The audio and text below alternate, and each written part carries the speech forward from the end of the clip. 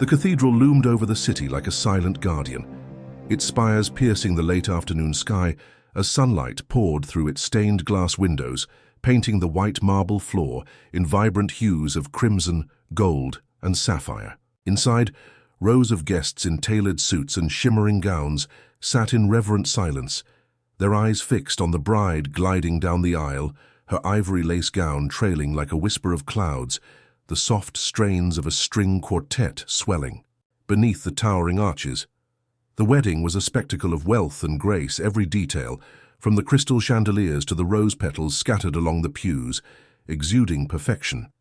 At the very back, on a worn wooden pew polished by years of quiet prayers, sat Sarah, a single mother with weary eyes and a faded grey dress that hung loosely on her frame, her 6-year-old daughter Emily, beside her in a second-hand floral dress, its hem slightly too long brushing her scuffed shoes. Sarah's long brown hair was tied back neatly, a faint smudge of flour still on her wrist from a rushed morning baking cookies with Emily, a small act of love in their cramped apartment. Emily's dark curls bounced as she leaned forward, her wide eyes sparkling with wonder at the bride's elegance. "Mommy, she's a real princess, isn't she?" Emily whispered, her small hands clasped tightly. Sarah's heart softened, a tender smile breaking through her fatigue, though a shadow of sadness flickered in her gaze. She was a waitress, scraping by on tips, and moments of beauty like this felt borrowed. "She is, sweetheart," Sarah murmured, brushing a curl from Emily's face. "And one day, if you want, you'll shine just like her." Emily beamed, her imagination alight, and Sarah held her hand a little tighter, grateful for the co-worker who'd invited them to witness this wedding, a rare chance to escape their daily grind. The ceremony unfolded with poetic precision, vows exchanged, rings glinting, a kiss that drew soft gasps and applause. As the guests rose, streaming toward the cathedral doors for the reception, Sarah lingered, her fingers tracing the edge of the pew. "Come on, baby," she said gently, standing. "Let's take one quick picture by the altar just to remember this day."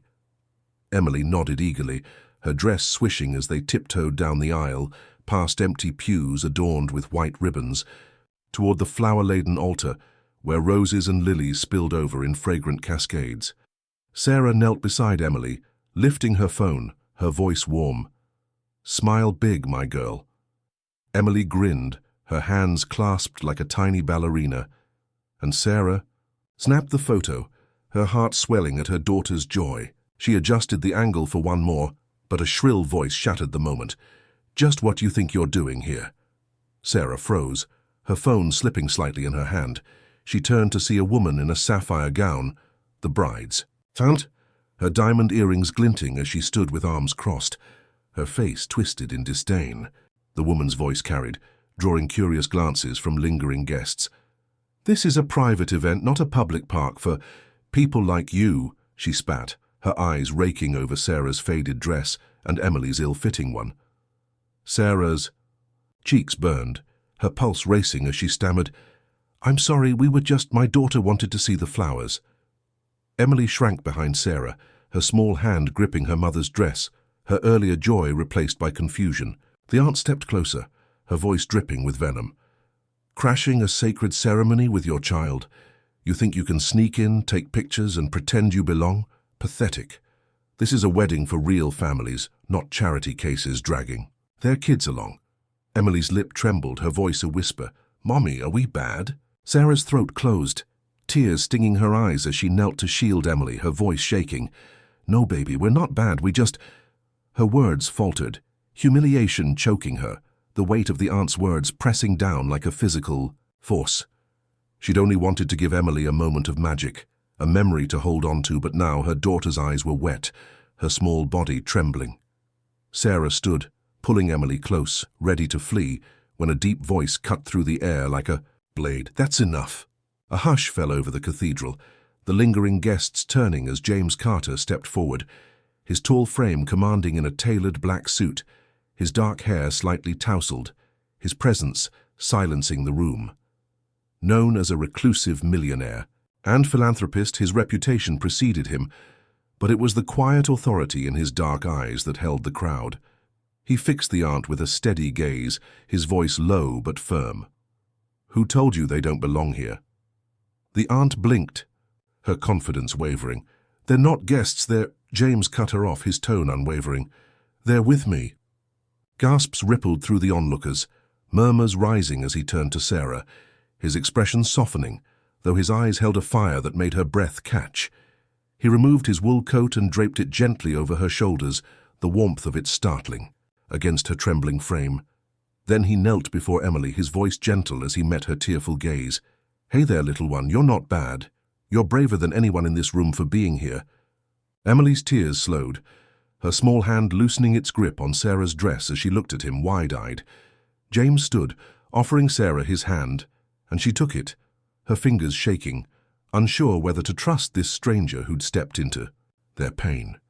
"Why?" she whispered, her voice barely audible. James met her eyes, his answer simple but sure.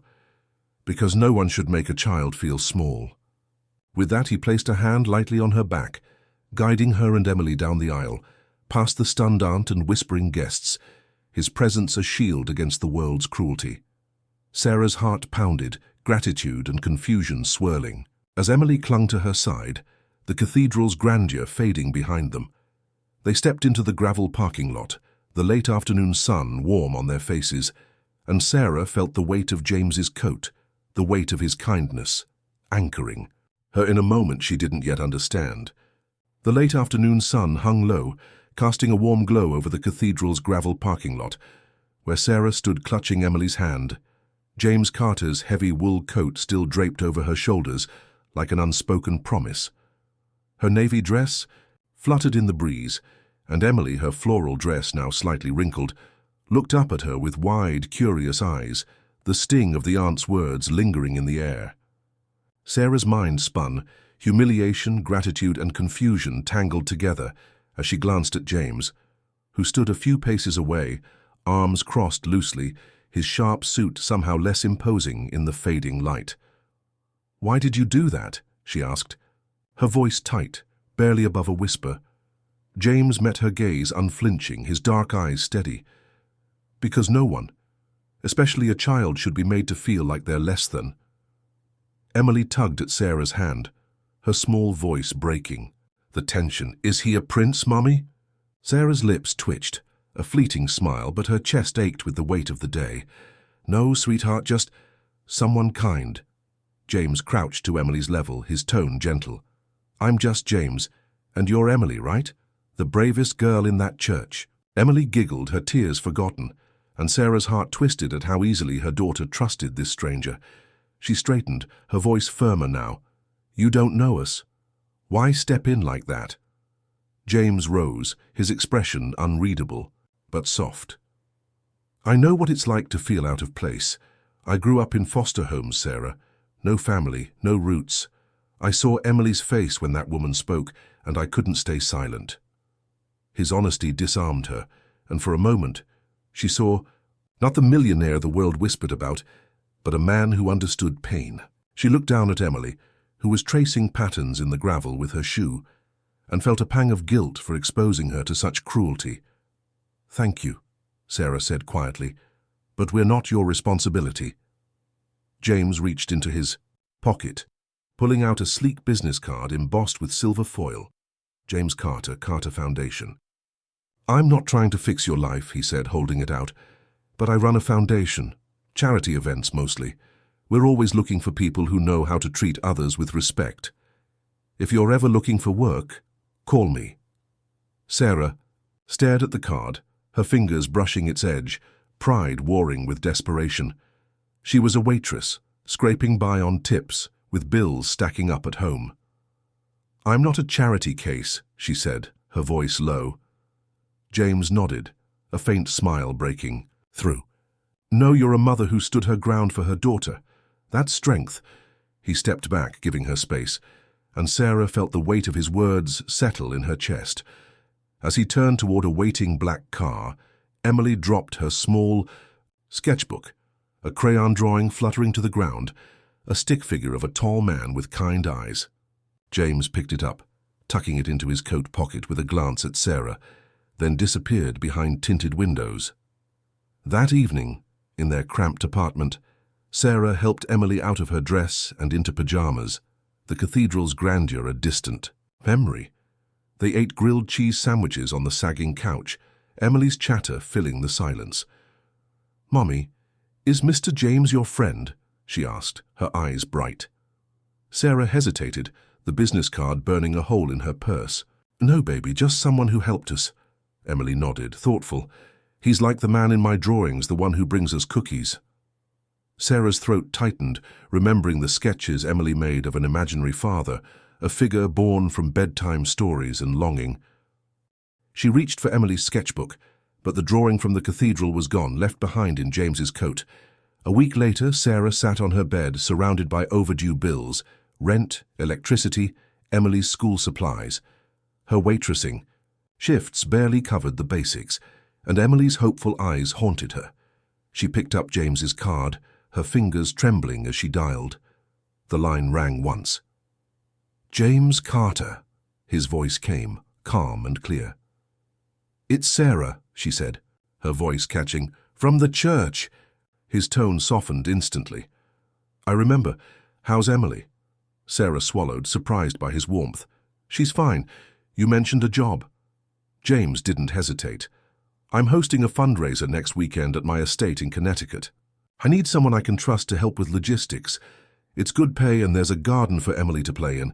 Bring her." Sarah's pride bristled, but the thought of Emily running free in a garden away from their stifling apartment tipped the scale.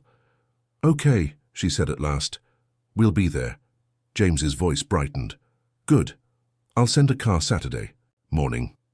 As she hung up, Sarah felt a flicker of something unfamiliar, hope, fragile but real, like a seed taking root. Across the room, Emily slept, clutching a stuffed rabbit, her small face peaceful. Sarah walked over, brushing a curl from her daughter's forehead, and whispered, "Maybe things can be different just for a little while." She didn't believe in fairy tales, but James's kindness felt like a door cracking open, and for Emily's sake, she was willing to step through. The Connecticut estate sprawled like a painting, its stone walls draped in ivy, and its gardens bursting with lavender and roses under a late summer sun. Sarah stepped out of the black car James had sent, her simple blouse and slacks feeling out of place against the grandeur, while Emily, in a bright yellow dress, clutched her sketchbook and gasped at the sight of a swan fountain. Sarah's nerves buzzed. She was here to work, to manage logistics for James's charity gala, but the opulence and his unexpected presence made her feel like an intruder. James greeted them at the entrance, his tailored shirt rolled to the elbows, a warm smile breaking his usually guarded demeanor. "Welcome, Sarah, Emily," he said, kneeling to Emily's level. "What do you think of the garden?" Emily's eyes lit up. "It's like a fairy tale, Mr. James," Sarah managed. A nod, her voice tight. "It's beautiful. Where do I start?" James led her to a sunlit office where his event team bustled, assigning her to oversee guest lists and table settings, a role that felt daunting but manageable. Emily, given free rein to explore with a kind staff member named Clara, darted off to sketch the swans, her laughter echoing across the lawn.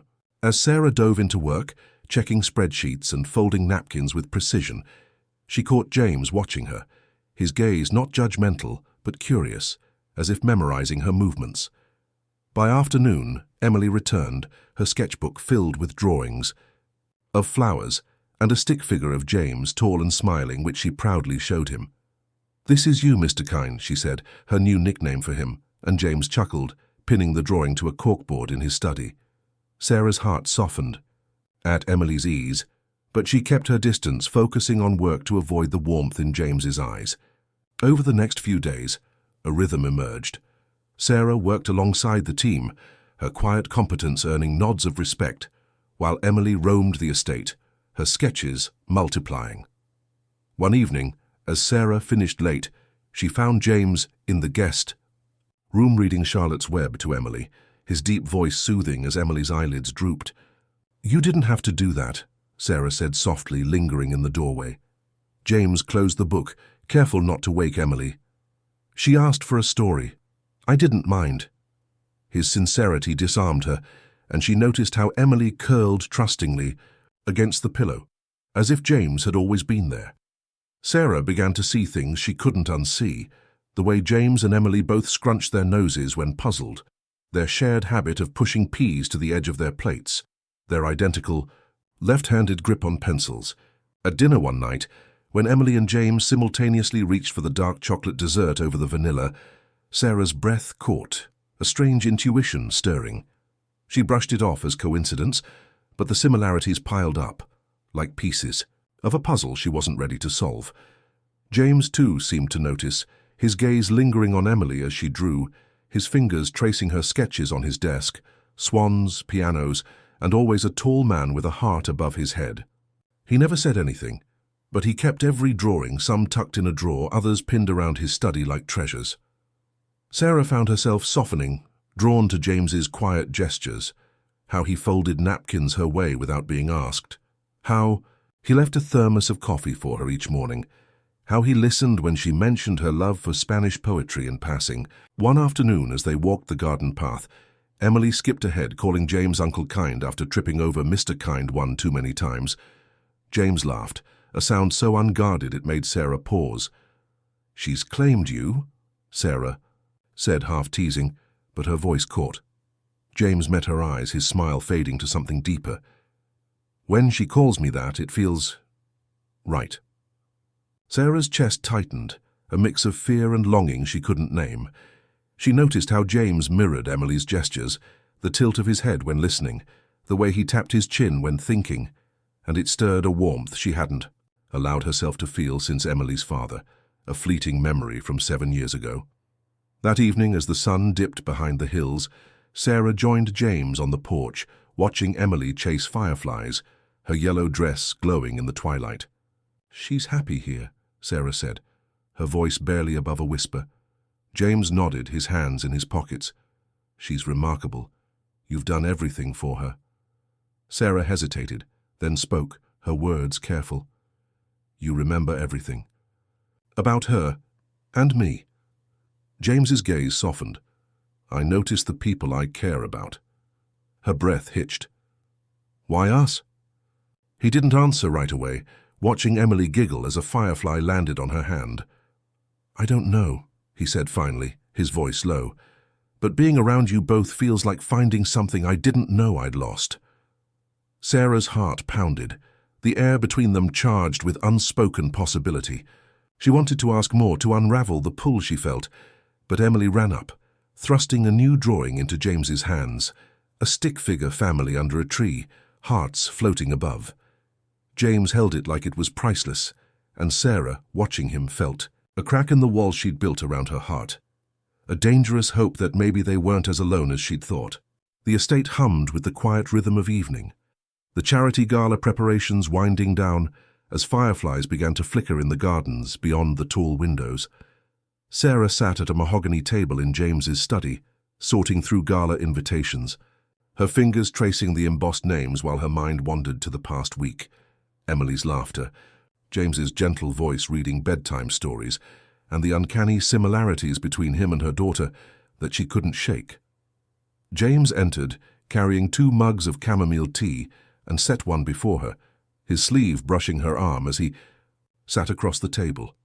"You've been quiet tonight," he said, his dark eyes searching hers. Sarah managed a small smile, her heart heavy with a question she hadn't dared voice.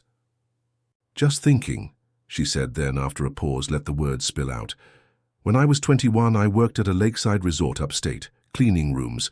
One summer night, there was a party, music, lanterns, too much wine. I met someone, a man who was kind but guarded. We danced, talked until dawn. He signed a note with just a J and left. I never saw him again." Her voice trembled and she looked down, twisting her fingers.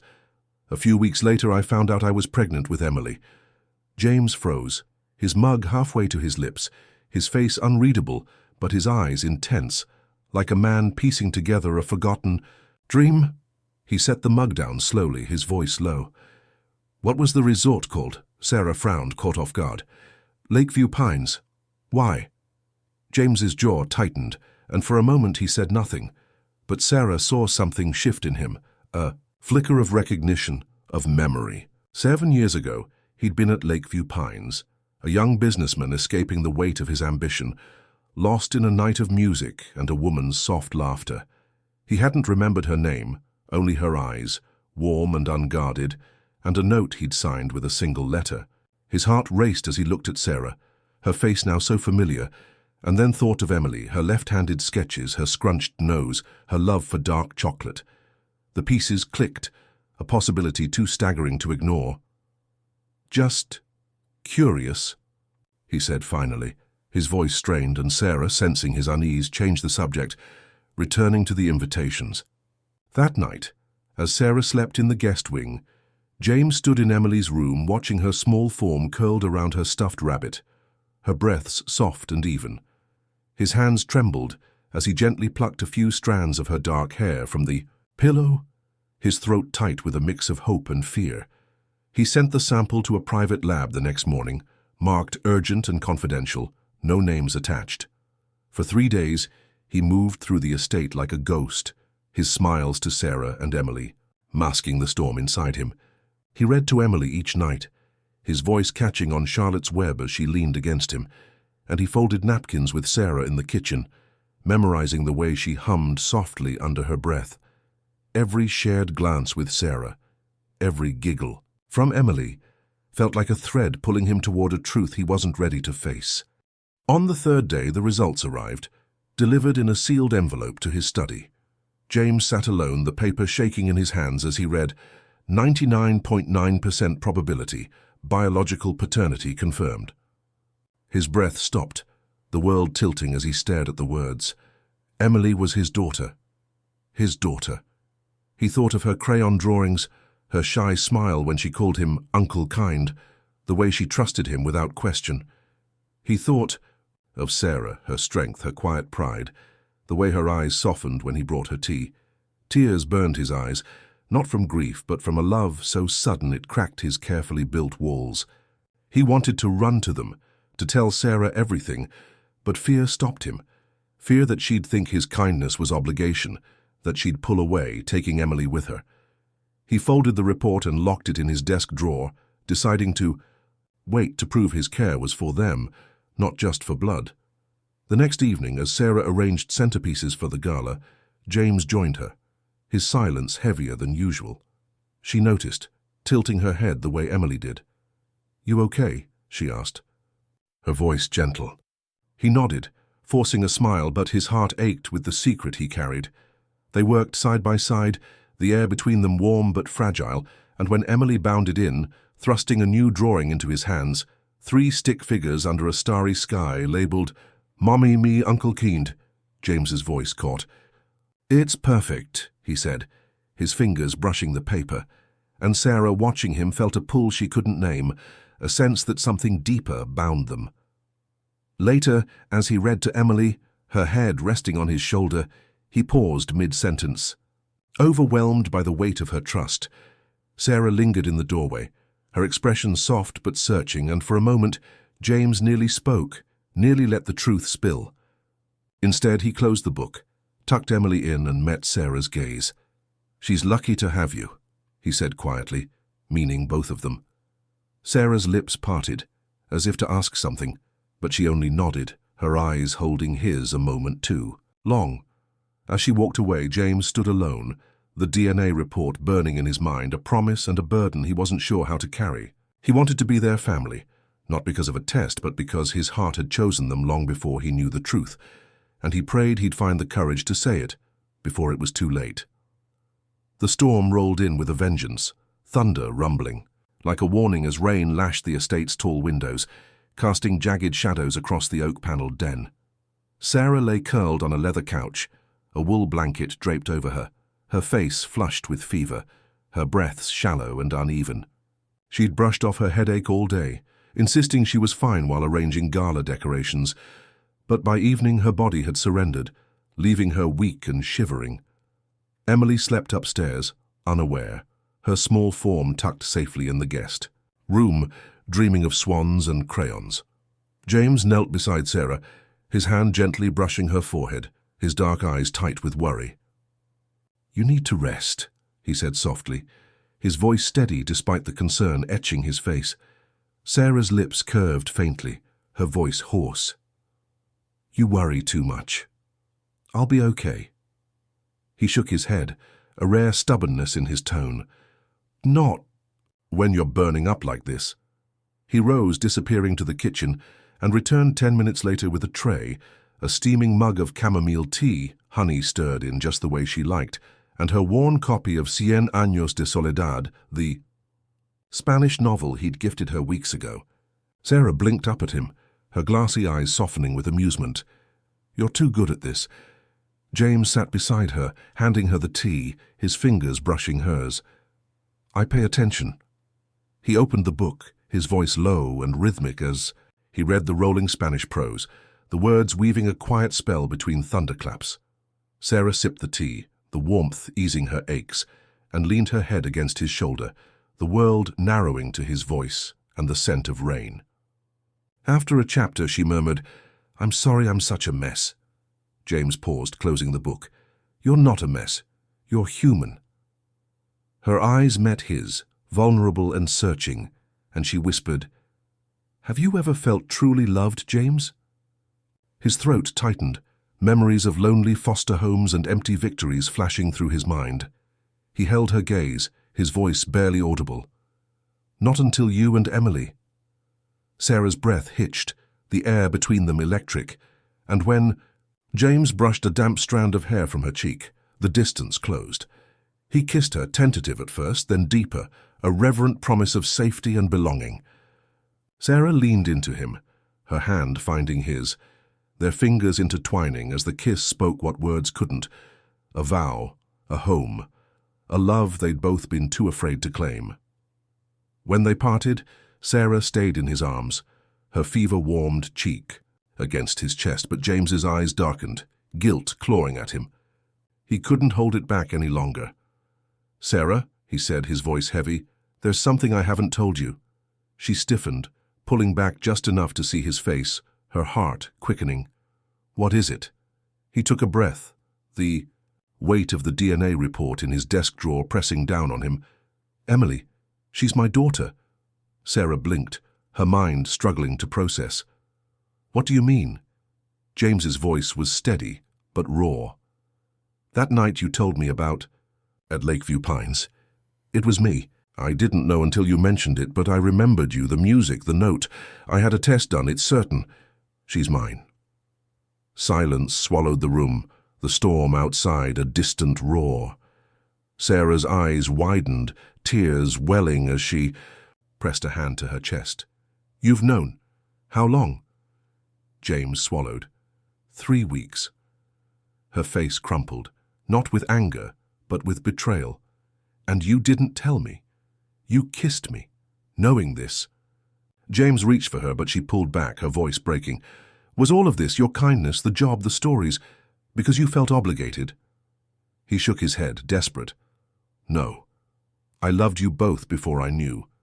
The test just made it real. Sarah's tears spilled, her fever making her words sharp. You should have told me, I trusted you. She stood unsteady, the blanket falling to the floor, and James rose too, his voice pleading. I was afraid you'd think I stayed for duty, not love. Sarah's gaze hardened, wounded. I don't know what's real anymore. By morning, her fever had broken, but her resolve hadn't. She packed their things in silence, Emily yawning and confused as Sarah dressed her. Are we leaving Uncle Kind? Emily asked, clutching her sketchbook. Sarah's throat tightened, but she nodded. We have to, sweetheart. They left before James woke, the estate quiet under a grey dawn. On the kitchen table, Sarah left a single drawing, Emily's crayon sketch of the three of them under a starry sky, hearts above their heads. James found it hours later, his chest hollow as he traced the lines, the silence of the house deafening. He didn't call, didn't chase, respecting Sarah's need for space, but he couldn't stay silent. A week later, he stood in a packed press hall at the Carter Foundation, cameras flashing, reporters buzzing with speculation. James stepped to the podium, his suit impeccable but his hands trembling. I don't speak publicly often, he began, his voice clear, but some truths need to be said aloud. There's a little girl named Emily, she's my daughter. I didn't know until recently, but I've never been more certain of anything." Gasps rippled through the room, but James pressed on, his eyes fixed on the cameras, as if speaking to Sarah alone. "I fell in love with her mother, Sarah, long before I knew the truth. She's the strongest woman I've met. Not because she needed me, but because she never stopped choosing her daughter over everything. I stayed because they're my family, not out of duty, but because they're the only home I've ever wanted." The room erupted, questions shouted, but James stepped back, his heart laid bare, praying his words would reach the two people who mattered most. The Connecticut estate glowed under a late summer sun, the rain from days past forgotten, as Emily's 7th birthday transformed the gardens into a realm of wonder, with peonies and lavender swaying in the breeze and golden light filtering through ancient oaks. Sarah stepped from the black car James had sent, her heart a tangle of nerves and hope, her simple cream dress catching the wind as she held Emily's hand, the little girl's pale blue dress shimmering, her dark curls bouncing with each eager step. Balloons in every color bobbed along the garden lights, and the soft hum of a violin, Emily's favorite melody, drifted from hidden speakers, mingling with the chatter of staff and their children who'd gathered to celebrate. Sarah's chest ached with the weight of the past week. James's confession that Emily was his daughter, her own flight from the estate in a haze of betrayal, and the press conference she'd watched on a friend's grainy TV, where James bared his soul to the world, calling Emily his daughter and Sarah his home. His words had cracked her defenses, and Emily's quiet question, "Does Mr. Kind miss us?" had sealed her decision to return, not for promises, but for the truth she felt deep within. They were a family forged through pain and choice, not perfection.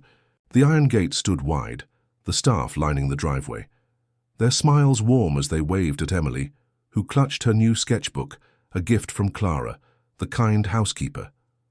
James waited at the front doors, his usual suit replaced by a white shirt and slacks, his face raw with hope and fear, as if he couldn't believe they were here. Emily spotted him and let go of Sarah's hand, her voice a jubilant cry. "Daddy!" She ran, her blue dress a blur, and James caught her mid-air, lifting her into his arms, his eyes closing as he held her close, his breath uneven, as if she might dissolve. Sarah paused a few steps away, her throat tight, and when James looked at her over Emily's shoulder, the love and regret in his gaze mirrored her own. She nodded, a silent vow of forgiveness, and his shoulders relaxed, a weight lifting as Emily giggled, tugging at his sleeve. "Is this my party, Daddy?" James knelt, brushing a curl from her cheek, his voice thick. "All for you, little one."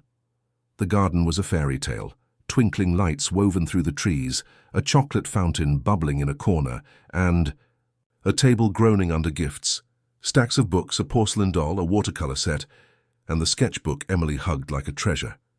Children laughed, chasing each other across the lawn, and Emily joined them, her joy infectious as she showed Clara a butterfly that landed on her wrist. Sarah watched, her heart swelling, and James approached, his hand grazing her arm, his voice low. "Can we talk?" She followed him to the koi pond, its surface glinting, and they stood in silence, the memory of their last night, the fevered kiss, the shattering confession, hanging heavy. "I should have told you about Emily the moment I knew," Jamesy said, his voice raw. "I was terrified you'd think my love was just duty." Sarah's eyes stung, but she held his gaze. "I ran because I was scared too. Scared to trust something this real. But you stood up to the world, James, and chose us. Not because you had to, but because you wanted to." His breath caught, and he took her hand, his fingers warm. "I'll never hide anything again. I swear it." Sarah squeezed his hand, her voice a whisper. "I know." The party swirled around them, Emily's laughter rising as she painted a friend's cheek with chocolate, but James led Sarah to a quiet corner, a single lantern glowing under an oak. Without warning, he dropped to one knee, still holding her hand, and Sarah's breath stopped, her free hand pressing to her heart. "Today's Emily's birthday," he said, his voice steady but trembling with emotion. "The day my world shifted, even if I didn't know it. But you, Sarah, you changed everything when you stood in that cathedral, holding her hand, facing down cruelty with nothing but love. You're my home, not because of Emily, but because my heart chose you. Before I understood why, he offered no ring, just his open hand, his eyes pleading. Will you stay for her, for us? Tears spilled down Sarah's cheeks, her voice breaking. Yes. Emily's shout pierced the moment, her small form sprinting toward them. Kiss her daddy like in the stories. Laughter erupted, the staff and children turning, and James stood, pulling Sarah into his arms. Their kiss was gentle, then fierce, a promise sealed through pain and redemption, the garden fading as they held each other. Emily wrapped her arms around their legs, her voice muffled. Now we're a real family, right? James knelt, pulling her close, his voice thick. We always were. Sarah's hand rested on his shoulder, her tears mingling with a smile. And as dusk settled, stars blinking awake, the party became more than a birthday. It was a celebration of survival, of love that endured. Emily led them to the gift table, insisting they open a box together, a wooden frame holding her drawing of the three of them under a starry sky, hearts above their heads. James hung it on the porch later, his arm around Sarah as they watched Emily twirl with Clara, the violin, weaving through the night. She's home, Sarah said, and James nodded, his hand finding hers. So are we. A staff member snapped a photo, Sarah between James and Emily, their smiles not for the camera but for each other, a quiet joy needing no applause. Emily fell asleep in James's arms, her head against his chest, and Sarah leaned into him, his warmth a vow she trusted. The stars bloomed above, and Sarah knew love didn't arrive on cue, but when it was real, it stayed, choosing you through every storm, every silence, every heartbeat.